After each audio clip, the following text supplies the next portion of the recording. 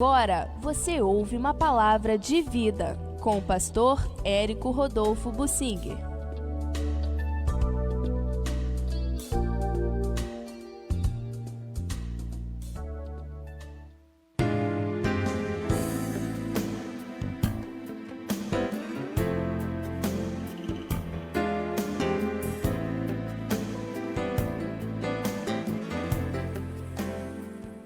O significado de profecias de Deus no livro de Oséias para o Brasil de nossos dias. Aquilo que está escrito é para nosso proveito. O profeta Oséias foi enviado para profetizar ao reino do norte, Israel, que estava numa idolatria muito forte.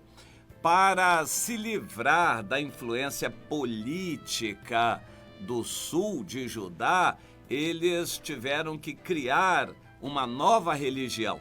O Jeroboão, filho de Nebate, é condenado pelo Senhor por se afastar conscientemente de Deus, deliberadamente, e criar uma nova religião. Como o povo já tinha uma certa predileção, isso vinha lá do Egito, por bezerros, deuses bezerros. Então, novamente, eles fizeram um bezerro de ouro. Na verdade, fizeram dois, um em Betel ao sul e o outro em Dan ao norte do país, para que o povo fosse adorar esse deus bezerro.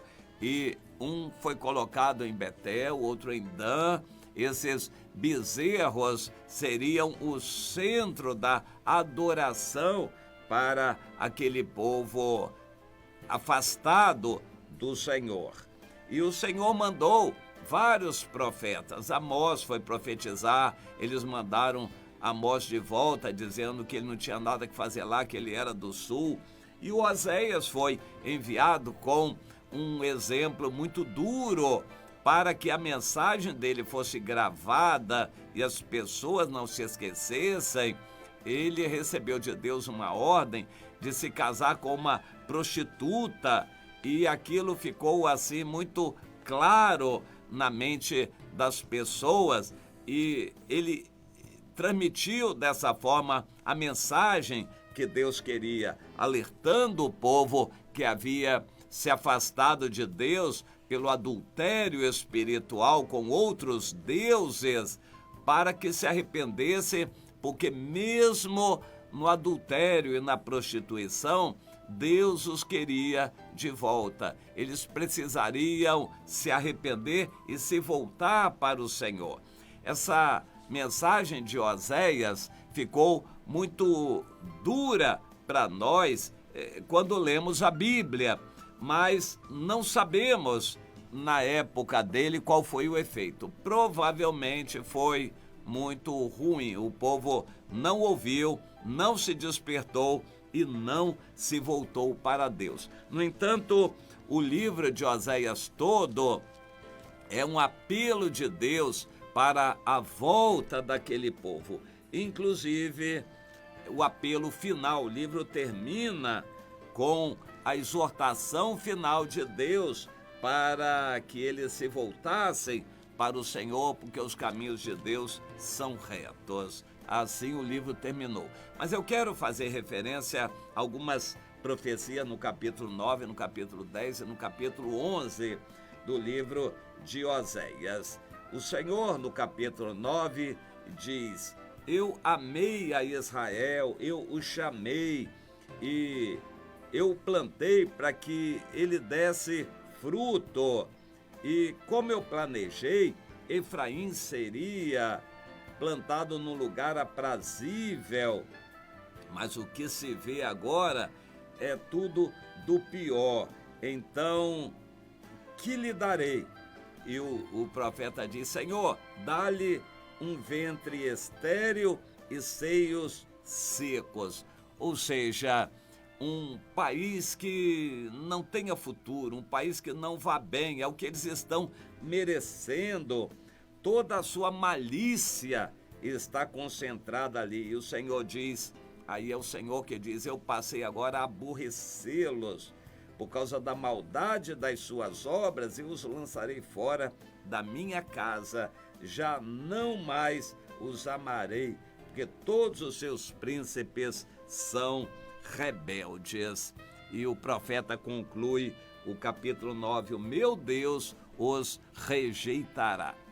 Na prática, o que aconteceu anos depois foi exatamente isto. Deus os rejeitou, a maioria da população morreu e os que sobraram foram levados para o cativeiro, mas não juntos. Eles foram espalhados no cativeiro para se acabar, se misturar com as outras raças e perder completamente a identidade. No capítulo 10 de Oséias, Deus diz: o coração desse povo é falso, por isso eles serão culpados. O Senhor vai quebrar os seus altares e deitar abaixo as suas colunas. E fez isso, tudo isso aconteceu quando destruiu Samaria.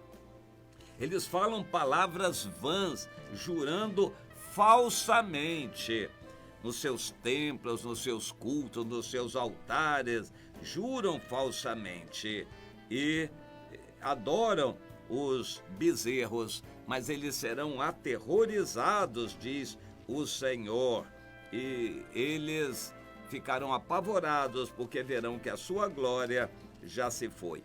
O bezerro de ouro será levado para a Assíria como presente ao rei principal. E o rei de Samaria será como lasca de madeira sobre a superfície da água. Ou seja, será levado embora bem para longe. E o Senhor diz: eu castigarei o povo na medida do meu desejo.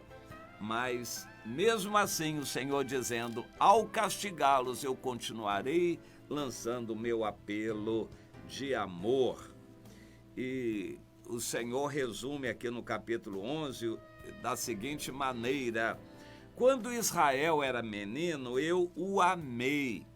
Do Egito o chamei meu filho do Egito. Quanto mais eu os chamava, mais eles se iam para longe da minha presença. Sacrificavam a Baalins e queimavam incenso às imagens de escultura.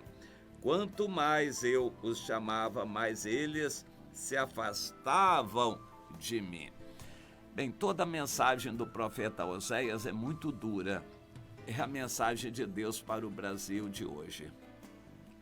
Um evangelho barato, evangelho de bênçãos, interesses, de proveito pessoal. Ninguém nas igrejas é exortado a ter uma vida de santificação, de consagração, de adoração a Deus, de súplicas, jejuns e orações. Ninguém é exortado a isso. As pessoas vão para a igreja para buscar bênção, para se aproveitarem, assistirem shows, assistirem celebridades. É isso que se faz nas igrejas. Templos são construídos para vaidades, templos grandes para exaltação pessoal.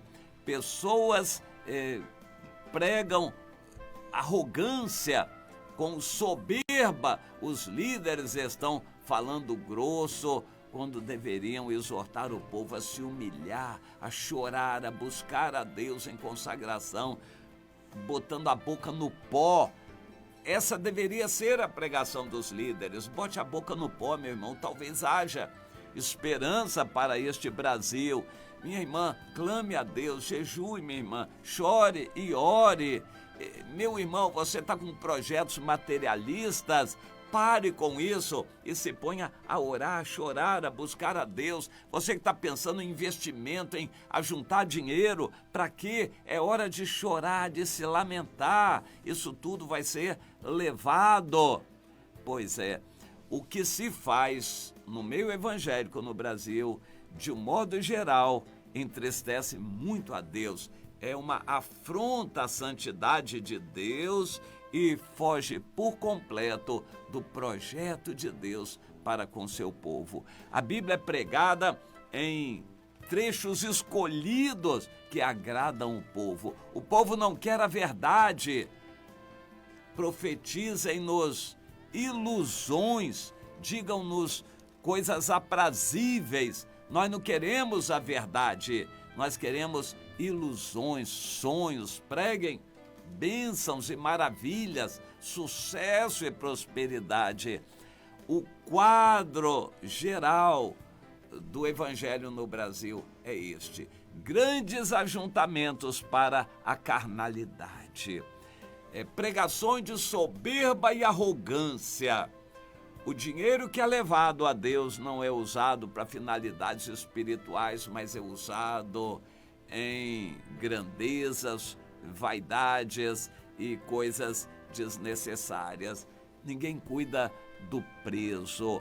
O preso no Brasil está abandonado, não há um movimento para facilitar a visita nas cadeias. O Brasil tem hoje cerca de 800 mil presos e deveria ter o dobro, porque não há lugar nas cadeias, nos presídios, para abrigar tanta gente. Por isso a justiça está soltando presos que deveriam estar lá dentro por falta de espaço. 800 mil e praticamente com muita dificuldade só a família pode ir vê-los. Não há um movimento dos políticos evangélicos para que as cadeias sejam abertas para a pregação do evangelho. Eles têm que depender da pregação lá dentro. Deus levanta lá dentro obreiros, pastores, pregadores para pregar o evangelho lá dentro das cadeias. Mas daqui de fora não há um esforço para abertura para ir conseguir vê-los. Enfermos estão por aí. A pandemia confundiu muita coisa. Muitos enfermos sem assistência, enfermos nas casas sem poder ir para hospitais, mas também sem apoio das igrejas. Nas igrejas, os líderes não ensinam os crentes a visitar, a praticar a religião verdadeira, que é visitar os irmãos que estão carentes, enfermos, estão enfraquecidos. Pois é, Deus está triste pela falta de amor, de prática da vida cristã. Mas vaidade sobra. Agora, vaidade na internet. Celebridades evangélicas viralizando, disputando shows na internet para iludir, para engodar o povo de Deus assistindo um evangelho maravilhoso pela internet e nada de prática. A palavra de Deus, a Oséias, está valendo para o Brasil. Deus está falando duro contra um povo que está bastante apostatado da verdade, bem longe da prática do que Deus quer. E a ordem de Deus é: bote a boca no pó. É hora de chorar, orar, rapar a cabeça, cobrir o cilício, bote a boca no pó. Isso é o que Deus quer ver, mas não está acontecendo. Então, a dor vai ter que aumentar no Brasil para que o povo que se chama pelo seu nome ore, chore, se humilhe, possa aí buscar a Deus e talvez com a dor ele chegue ao ponto de Deus poder ter misericórdia e sarar esta nação. Por enquanto, está no caminho do pecado, no caminho da dor, no caminho do caos. A profecia de Deus para nós é esta.